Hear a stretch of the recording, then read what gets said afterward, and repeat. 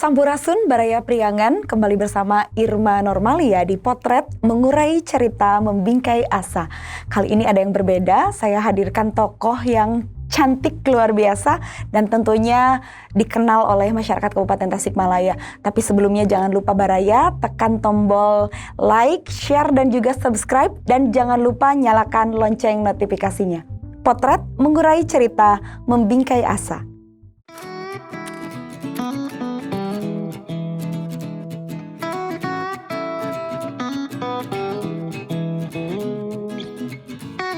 Sosok perempuan bernama Yane Sriwigantini tidak asing bagi masyarakat Kabupaten Tasikmalaya. Pasalnya, beliau sudah 3 kali berturut-turut menjadi bagian dari DPRD Kabupaten Tasikmalaya. Politisi Partai Amanat Nasional ini lahir di Tasikmalaya pada 24 April 1974. Ia merupakan anak bungsu dari 6 bersaudara dari pasangan almarhum Haji Udin Sudrajat dan Hajah Unah Surtini. Yana dibesarkan dalam dekap kasih sayang dari kakak-kakak dan orang tuanya.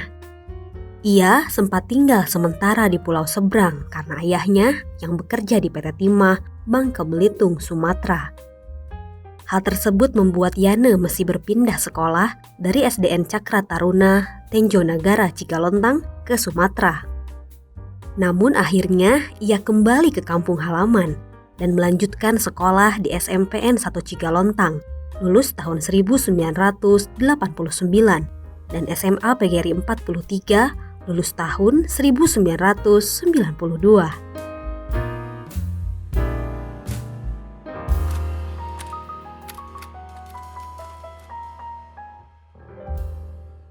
Kembali di Potret Mengurai Cerita Membingkai Asa. Kita akan sambut seperti yang telah saya janjikan Teh Yane Sriwigantini, anggota DPRD Kabupaten Tasikmalaya. Wilujeng tepang teteh, wilujeng sumping di Potret. Damang teteh kumaha kabarnya? Alhamdulillah. Alhamdulillah ya. Semakin hari semakin cantik, semakin bersinar dengan karir yang bersinar pula. Banyak mungkin di antara Baraya Priangan yang tidak mengetahui seperti apa teteh di belakang layarnya gitu. Taunya teteh beraktivitas di DPRD seperti itu. Kita mulai dari behind the scene-nya teteh masa kecil. Sepertinya memang teteh bercita-citanya mau jadi politisi dari kecil atau seperti apa teh? Justru jauh dari itu. Justru jauh dari itu. Dari kecil saya sekolah yang berpindah-pindah. Pada saat SD, saya asli dari Cigalontang, SD di Cigalontang, SMP di Cigalontang. Cuman pada saat itu ketika Bapak pensiun, beliau bekerja kembali di Sumatera dan saya satu-satunya anak bungsu yang dibawa ke sana gitu loh. Oke. Bapak pensiun apa tuh? Dari TNI. Oh, Bapak TNI, pensiun TNI, kemudian bekerja di luar Jawa? Di luar Jawa, dulu di Bangka, di PT Timah. Oh gitu, teteh dibawa ke sana. Seperti apa rasanya? Masih kecil harus bisa menyesuaikan diri dengan lingkungan yang baru?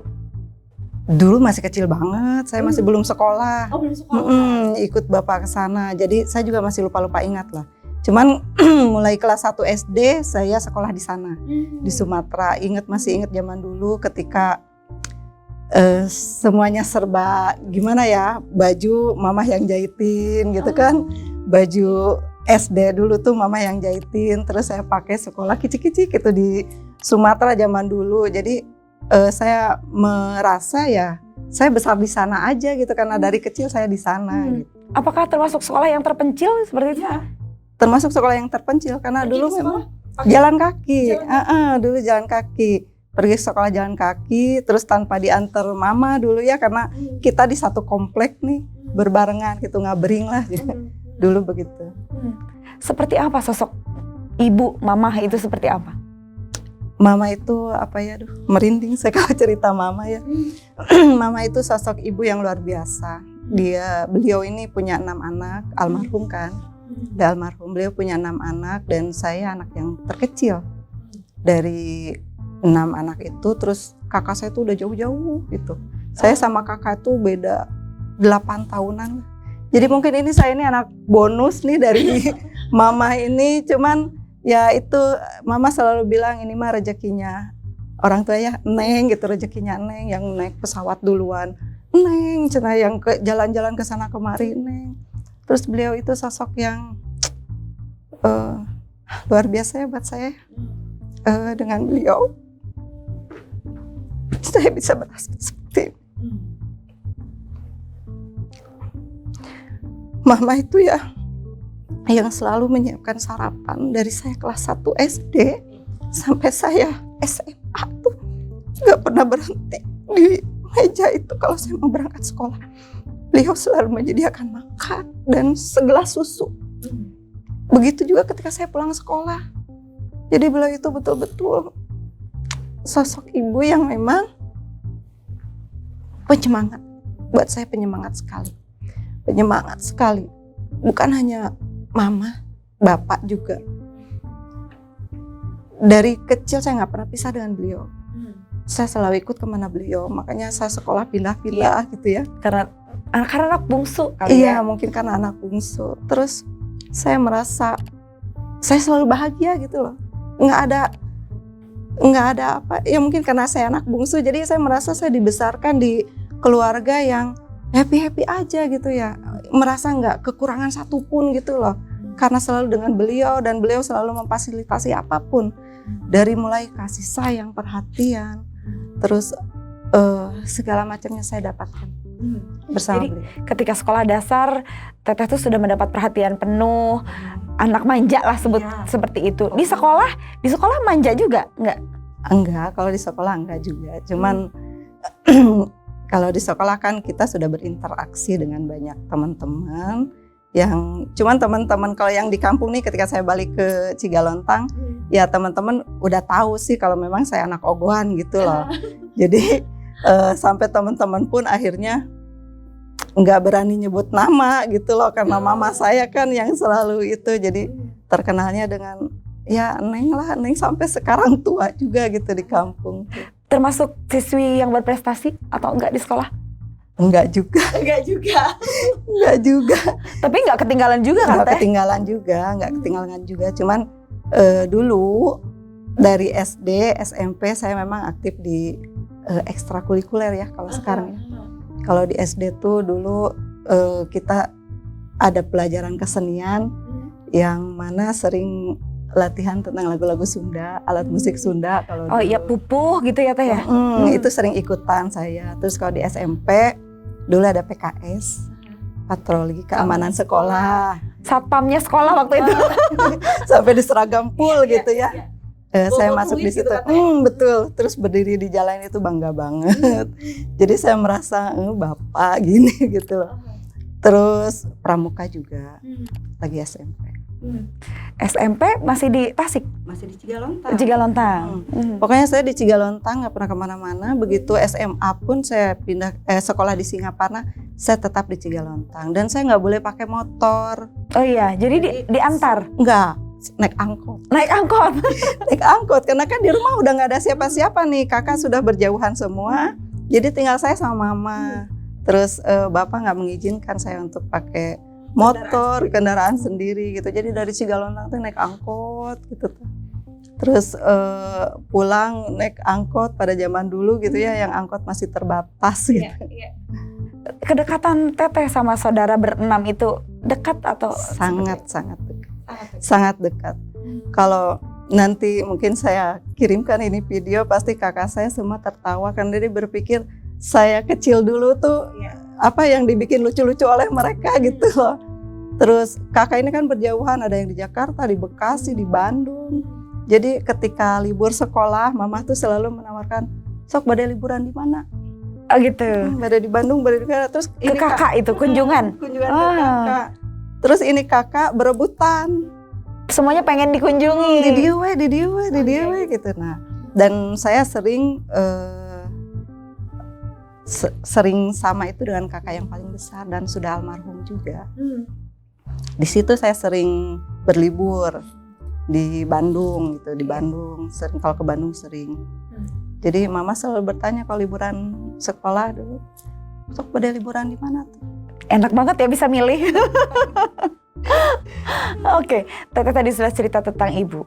Bapak itu secara militer ya. Mungkin tegas, keras gitu atau seperti apa Teh yang diingat? Ya, tegas ya, kalau keras enggak.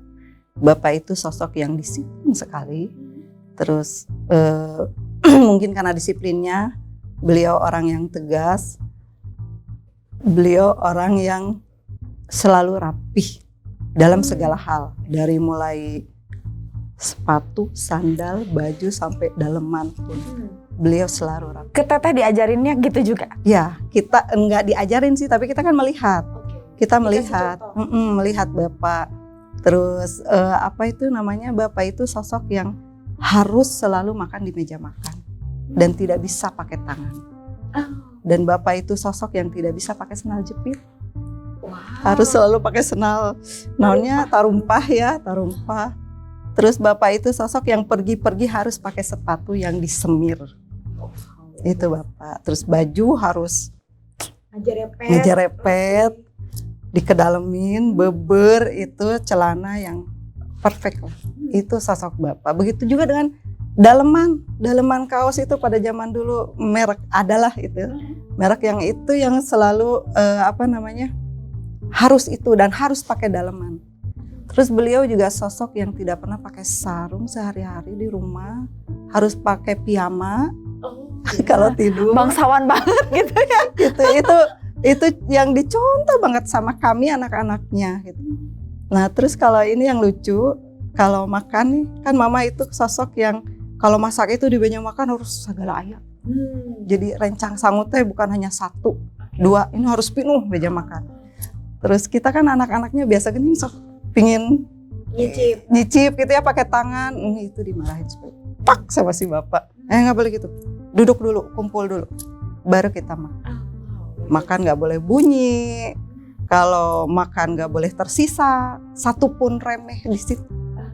Itu sosok bapak itu yang luar biasa banget. Terus ya saya juga kehilangan banget lah beliau.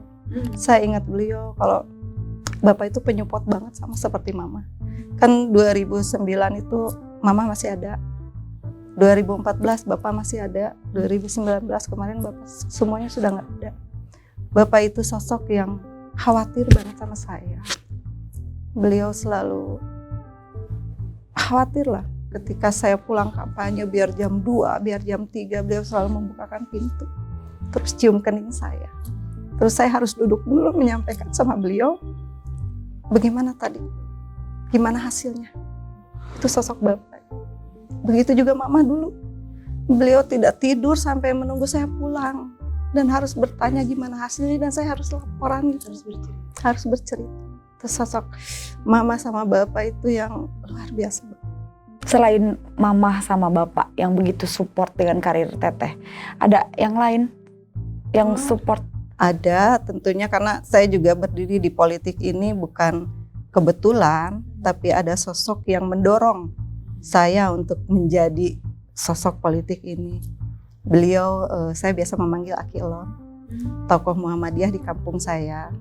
Beliau masih ada, terus beliau juga sedang sakit sekarang, mudah-mudahan disembuhkan.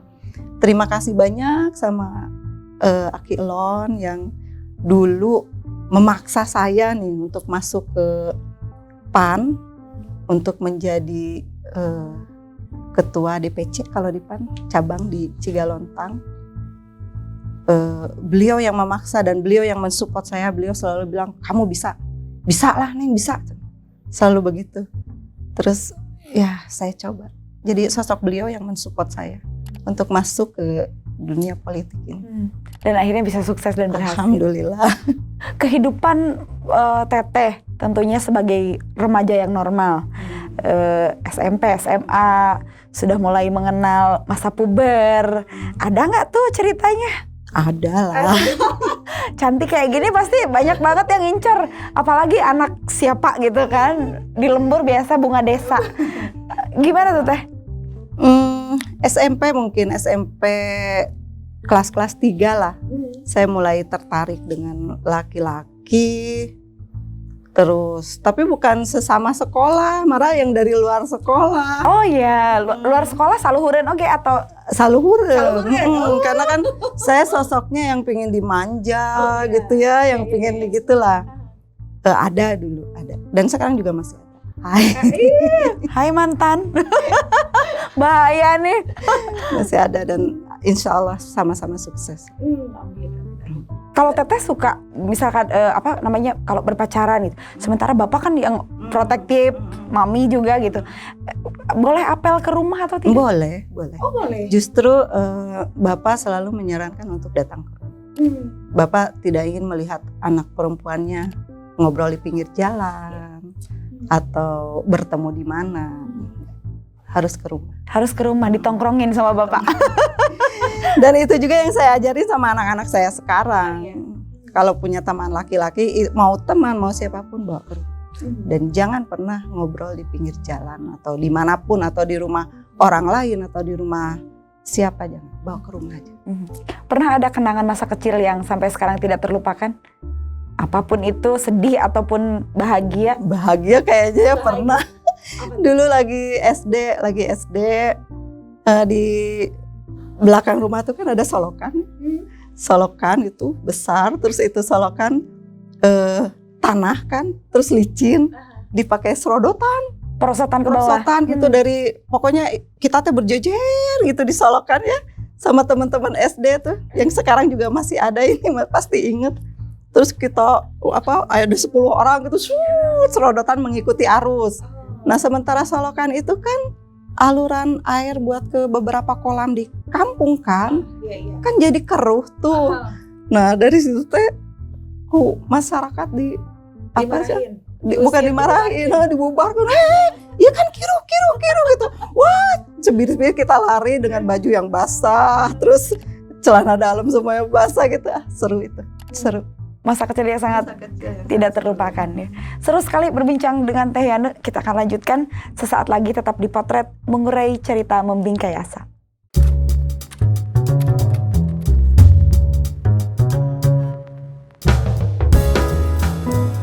Bermula dari saran para kakak dan orang tua, Yana pun melanjutkan pendidikan di Akademi Sekretaris Bandung pada tahun 1992 sampai 1995.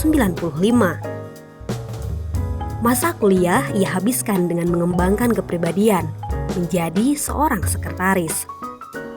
Selepas lulus, ia sempat bekerja di Lipo Karawaci Tangerang selama 3 tahun.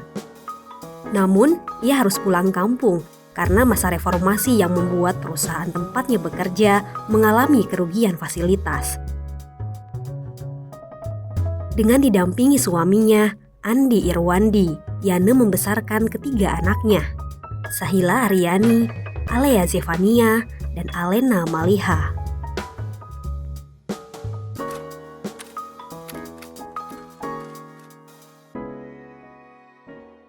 Kembali di Potret mengurai cerita membingkai asa. Masih bersama yang cantik luar biasa Teh Yana, kita lanjutkan lagi. Lulus SMA, kemudian melanjutkan kuliah di Bandung. Itu keinginan sendiri apa pilihan orang tua? Orang tua. Orang tua. Saya bukan nggak punya cita-cita, tapi pada saat itu sokolah aku mama gitu kan. Terus mama juga sokolah aku tetehna gitu kan. Jadi akhirnya saya diboyong ke Bandung. Terus saya kuliah di Sekretaris Manajemen. Pada zaman itu lagi booming-boomingnya. Lagi happening ya, sekretaris gitu. Terus saya masuk di situ dan dalamnya kan perempuan semua. Terus asik sekali sekolah di situ. D3 mungkin saya ngambil di situ. Seperti apa kuliah di situ? Seru seru karena di situ membahas tentang perempuan.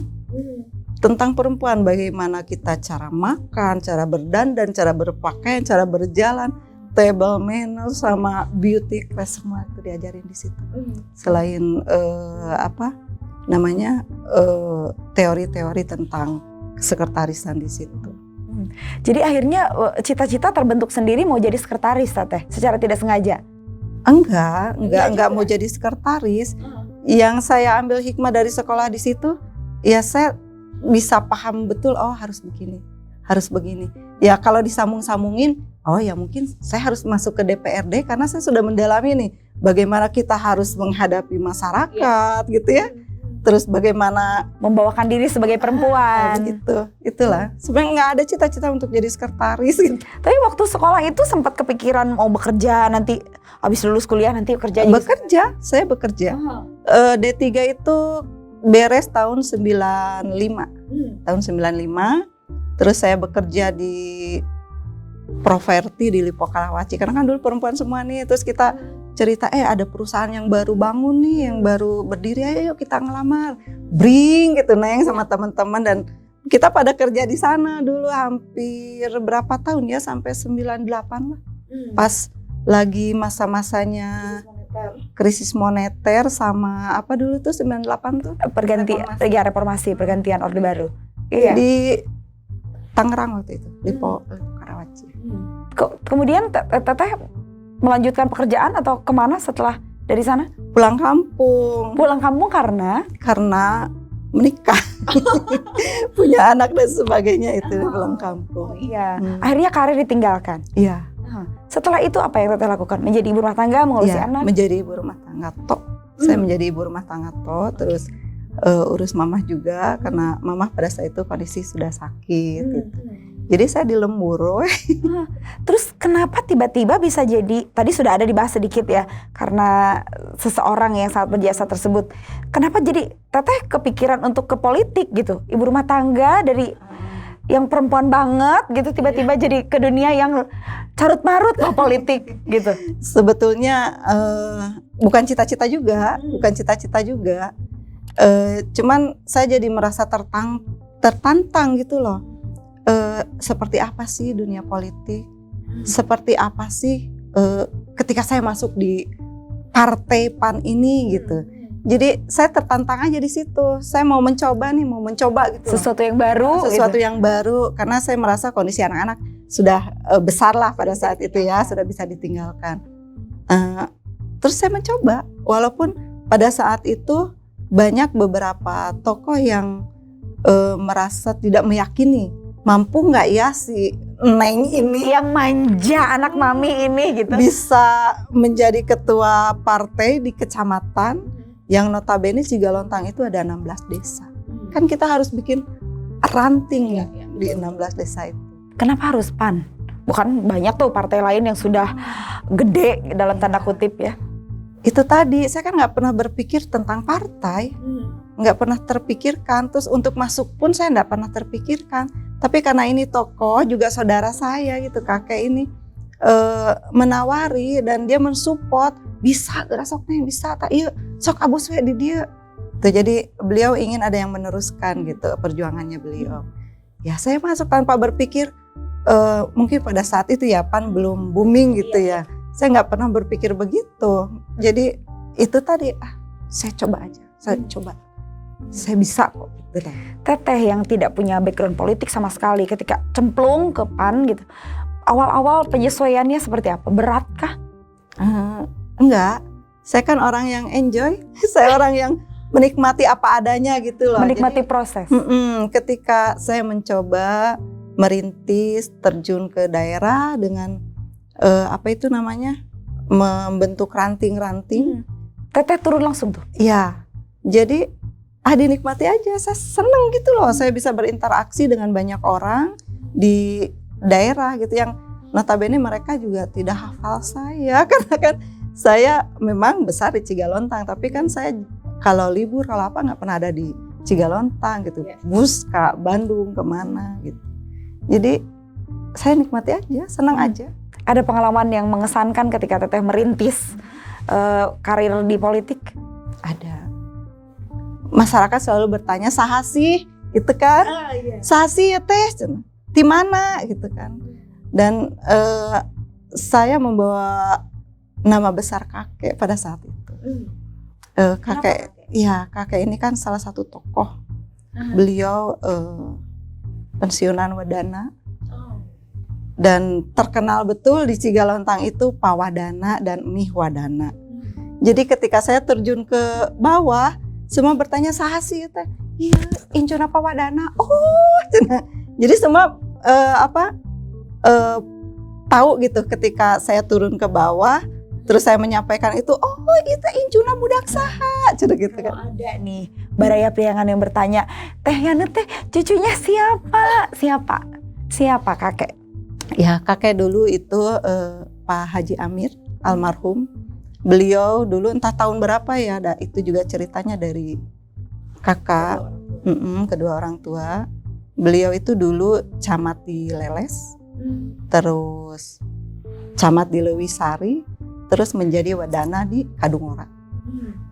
Setelah selesai wadana, beliau yang mendirikan BKPD di Singaparna. Pada zaman kantornya di belakang kecamatan tuh di pasar. Dan sekarang kan BKPD sudah berubah menjadi BPR. Beliau dulu pendiri. Saya masih pernah ingat waktu beliau masih menjadi direktur BKPD itu sering main ke kantornya. Pasti ada keturunan Raden. Biasanya dulu yang jadi wadana-wadana tuh biasanya keturunan Raden dari Sukapura atau dari mana gitu? Saya nggak tahu ya kalau keturunan Raden, cuman ya itu tadi saya hanya membawa nama besar kakek aja turun ke daerah. Cuman keluarga nenek kan, ya salah satunya almarhum Pak Kiai Haji Lukman, terus ketua NU dulu almarhum Aki Holis itu kan masih keluarga nenek. Jadi kalau keturunan Raden saya nggak tahu nih ya. Cuman ya itulah pokoknya saya mungkin keberhasilan saya itu pertama disupport oleh tokoh yang mengajak saya untuk masuk ke PAN. Terus ketika saya terjun ke lapangan, ya saya membawa nama besar kakek saya. Gitu. Tidak salah Teh, tidak salah kok membawa nama besar orang yang memang sudah dikenal dan berjasa dan terbukti berjasa dalam membangun Tasikmalaya dan juga Garut tadi ya di Leles Garut. Ya. Kemudian setelah itu apa yang di DPC, apa yang kemudian Teteh pertama kali lakukan atau bikin program kerja apa atau apa gitu? Belum ke situ. 2008 saya ditunjuk pemilihan pada saat itu. Jadi ketua DPC PAN Kecamatan Cigalontang. Terus 2009 ada pendaftaran pencalonan pada saat itu. Jadi saya baru selesai merintis ranting di Kecamatan Cigalontang, terus ada pencalonan. Nah pada saat itu dibutuhkan perempuan memang pada saat itu, tapi belum turun nih undang-undang terkait 30% perempuan belum. Cuman harus ada perempuan lah dicalon pada saat itu. Terus saya ditawarin lagi nih sama ketua DPD Kabupaten pada saat itu untuk mencalonkan dewan. Nah bingung deui wae saya. Naon sih dewan, kumaha sih dewan gitu kan. Bingung lagi saya. Terus saya mikir lagi, nyalontongnya terus aja begitu-begitu sampai 8 kali mungkin saya bolak-balik menyerahkan berkas, terus datang ke rumah mikir diambil lagi, terus menyerahkan lagi, terus saya gitu ke DPD tuh sampai pada akhirnya lah orang nyalonkan. Pada saat mencalonkan pun saya masih belum terpikir gitu loh kayak bagaimana sih di DPRD ini. Jadi saya ini orang yang memahami DPRD langsung dengan prakteknya gitu. Di lapangan langsung terjun ketika Teteh duduk di situ. Apa yang membuat Teteh sampai 8 kali bolak-balik dan kemudian akhirnya udah deh ini siapa atau mungkin ada apa trigger apa yang membuat Teteh udah deh bismillah lah gitu apa tuh? Ya tentunya orang tua pada saat itu. Kedua orang tua saya ya saya bicara. Terus ada juga yang bikin kagok gitu nggak enak. Saya satu kecamatan sama keponakan ini. Dapilnya? Satu dapil sama keponakan, terus satu kecamatan. Keponakan, anak kakak. Sama-sama dari PAN bukan? Oh beda partai. Oke. Bersaing dengan saudara sendiri gitu ya? Bukan bersaing, itu juga salah satu yang membuat saya kagok. Saya ini kan orang yang selalu tabayun sama semua kakak gitu loh. Saya mau mencalonkan. Nah ini pas saya mau mencalonkan, mikir lagi, aduh saya kudu bilang ke si kakak kumahanya, bingung deh wae kembali deh gitu. Terus ngobrol sama mama sama bapak, kumaha ieu mah bla bla bla, saya cerita. Akhirnya kata mama coba aja. Terus saya coba bicara sama kakak nih yang keponakannya sama-sama mencalonkan juga pada saat itu. Terus akhirnya kakak bilangnya sok cobaan, ndak mual bentrok sorak lah, di dia mah kan beda partai kita. Nah dari situ merasa plong, terus saya merasa nekat gitu loh mau mencoba, ya akhirnya jalan. Ketika terpilih, seperti apa Teteh rasanya? Sudah menduga akan menang atau tidak? Enggak banget, saya enggak terpikir banget saya mau menang atau enggak gitu ya. Cuman pada saat itu bukan berpikir menang atau kalah loh. Jadi pada saat saya mencoba mencalonkan, kerja terus tanpa tahu ini mau bagaimana, terus kerja. Bagaimana caranya orang mengenal saya pada saat itu. Terus saya kerja. Nah, di tengah perjalanan muncullah aturan terkait suara terbanyak. Nah di situ lebih semangat lagi, terus jalan aja terus jalan yang pada akhirnya ternyata dari 10 calon pada saat itu dari PAN, terus saya perempuannya sendiri, alhamdulillah saya yang terpilih gitu, yang paling banyak suara di antara yang 9 itu. Ketika pertama kali masuk ke gedung DPRD, seperti apa rasanya? Luar biasa, bangga nih, luar biasa. Saya merasa saya ini orang yang terpilih nih dari sekian ratus orang yang masuk, saya salah satunya gitu loh, ya Allah. Itu yang pertama sih ya syukur yang nggak henti-hentinya gitu loh. Syukur yang nggak henti-hentinya saya ini sama mama, itu yang notabene support mereka yang luar biasa. Saya sampai cuci kaki mama itu pada saat itu. Karena keberhasilan saya ini ya Allah luar biasa. Dari situ masih belum berpikir ini mau bagaimana ini kerja saya gitu loh. Cuman ya saya baru merasakan bangga, terus bahagia, terus bersyukur. Diberi kepercayaan dan amanah oleh rakyat. Iya, betul. Kemudian Bapak dan Ibu tentunya bangga. Anak-anak juga luar biasa. Dulu masih kecil-kecil nih anak-anak ya. Dulu masih kecil-kecil, jadi mereka baru pahamnya ya mamahnya anggota dewan aja. Tapi anak-anak ini sosok yang tidak mau ditahu gitu kalau punya mama anggota dewan gitu loh. Ini kan anak-anak masih kecil, sementara Teteh sibuk sosialisasi kan itu kadia gitu. Pernah direwelin sama anak-anak? Saya masih sempat jemput anak sekolah. Saya masih sempat mengantarkan anak sekolah. Nggak pernah tertelantarkan mereka. Alhamdulillah. Terus cita-cita saya kan, saya mau anak-anak itu pesantren. Karena saya tidak pernah mengecam pesantren dulu, karena saya nggak boleh betul keluar atau jauh dari mama kan pada saat itu. Jadi alhamdulillah yang besar masuk pesantren amanah, terus yang kecil masuk Al-Mutakin di Kobongnya. Jadi saya masih selalu mengantar, menjemput, mengambil cucian, mengantarkan makanan dan sebagainya. Kesibukan sebagai anggota dewan tidak menjadi mengurangi waktu untuk anak-anak. Oke, luar biasa. Menyenangkan sekali berbincang, tapi kita akan rehat sejenak, akan segera kembali sesaat lagi di Potret Mengurai Cerita Membingkai Asa.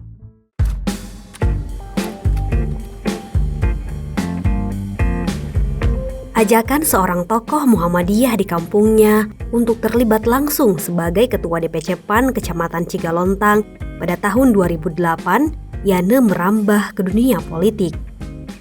Meski awalnya tidak begitu tertarik, akhirnya ia pun ikut serta dalam pemilu DPRD Kabupaten Tasikmalaya tahun 2009.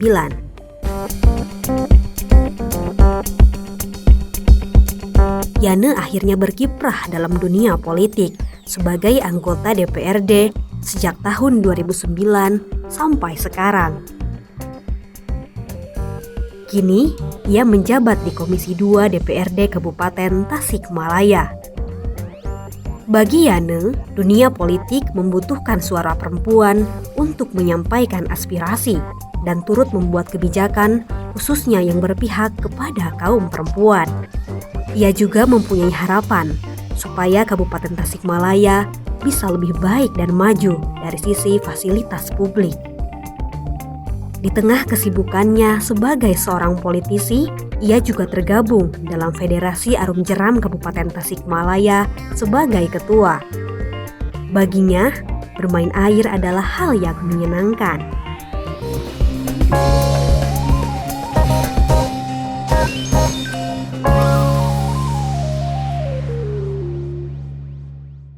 Kembali di Potret, mengurai cerita, membingkai asa. Bersama saya Irma Normalia dan Teh Yana, kita akan lanjutkan kembali perbincangannya. Makin seru ini, saya makin penasaran.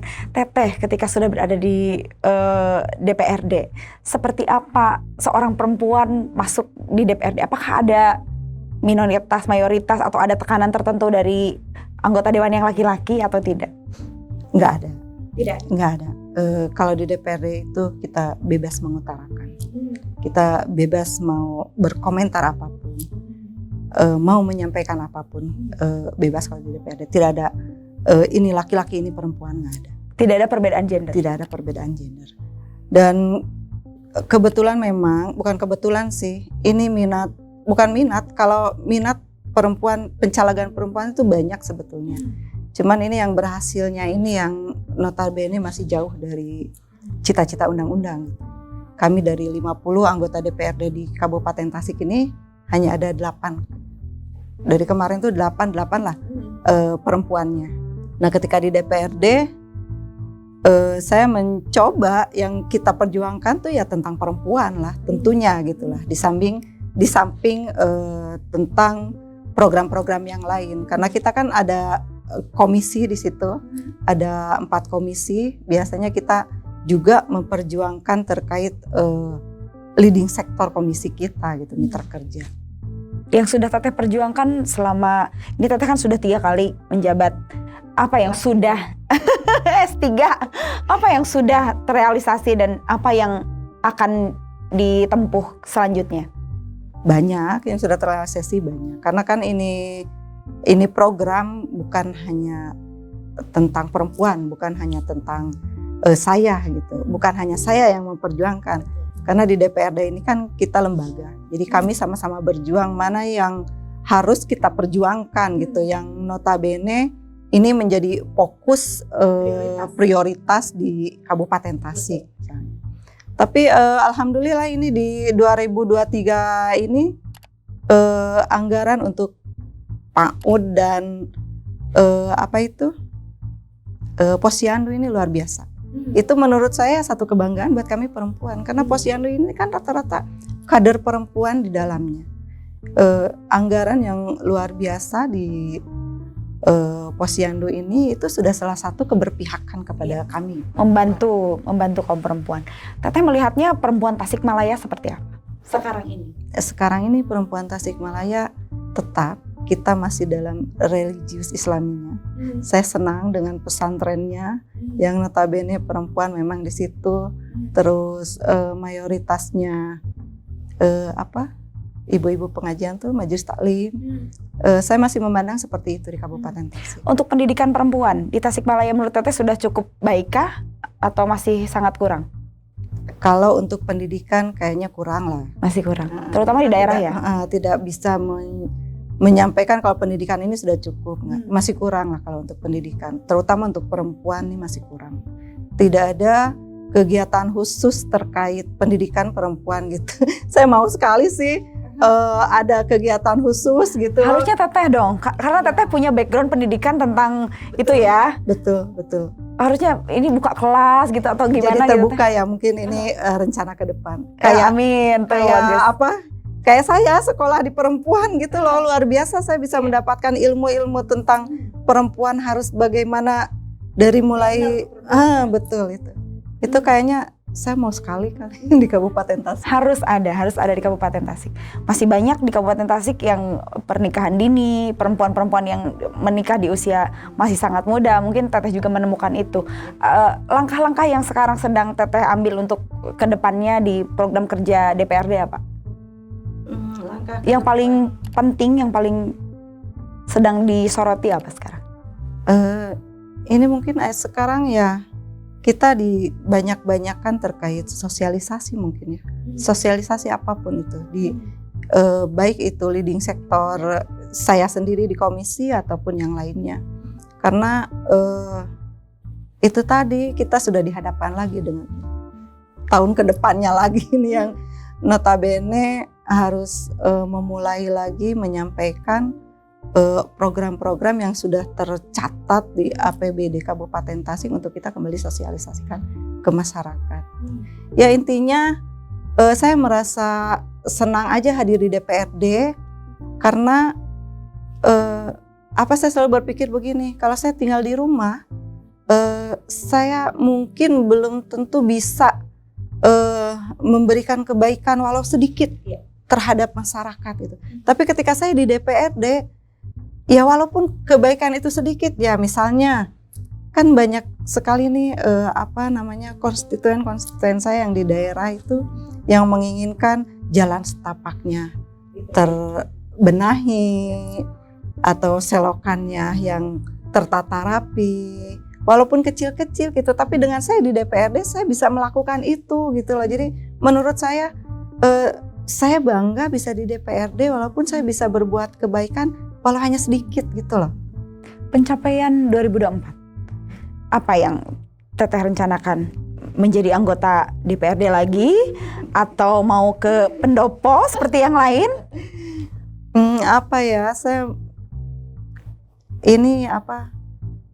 Setiap capaian politik seseorang itu ya pasti menginginkan untuk ke pendopo atau ke gedung sate atau ke Senayan. Pingin banget, saya juga pingin banget, pingin banget di gedung sate atau pingin banget di Senayan gitu ya. Itu pingin banget, tapi kembali lagi saya selalu sadar diri dan introspeksi diri, mampu gak sih saya. Walaupun hal seperti itu harusnya dipush terus, didorong terus gitu, harusnya mah jangan lemah gitu loh. Tapi kadang saya juga suka berpikir, ya lengkah aww gitu loh. Ngelihat kabupaten yang begitu luas gitu ya, masih berpikirlah. Cuman mudah-mudahan diberi kesehatan, saya dikasih panjang umur. Ya kalau misalnya saya masih dibutuhkan oleh partai, masyarakat masih menginginkan untuk itu tadi berbuat baik walau sedikitnya, insya Allah. Jadi gimana? Maju lagi kali ya? Maju lagi atau di pendopo ini? Aduh, ini siapa nih yang akan melamar Teh Yana nih? Terbuka tapi Teh ya? Untuk koalisi, lamaran yang mana nih? Nanti lamarannya yang lain malah Teh. Jadi pokoknya terbuka untuk opsi apapun. Terbuka untuk opsi apapun. Oke, dicatat ya Mbak Raya Priangan, terbuka untuk opsi apapun. Menyenangkan sekali berbincang dengan Teteh. Sayang sekali waktunya kita dibatasi. Silakan Teteh bisa menyampaikan closing statement untuk Mbak Raya Priangan semuanya. Halo Mbak Raya Priangan, Sadayana. Satu yang ingin saya sampaikan, jangan pernah mengabaikan apa yang menjadi perkataan orang tua. Karena menurut saya, kata-kata orang tua itu tidak pernah salah. Itu yang saya yakini saat ini. Doa mereka itu, doa beliau itu tidak pernah. Oke, intinya itu aja. Jangan pernah mengabaikan kata-kata orang tua. Dan tentunya buat Baraya Parahyangan, salam bahagia selalu. Salam bahagia selalu dari Teh Yana dan Irma. Terima kasih Teteh sudah berkenan hadir. Semoga menjadi inspirasi para wanita, para wanoja, Priangan semuanya yang menyaksikan acara ini. Baik, Baraya Priangan, saya ucapkan terima kasih sudah menonton, sudah mengikuti. Jangan lupa tetap like, share, dan juga subscribe. Dan jangan lupa nyalakan lonceng notifikasinya. Saya Irma Normalia pamit, potret mengurai cerita, membingkai asa.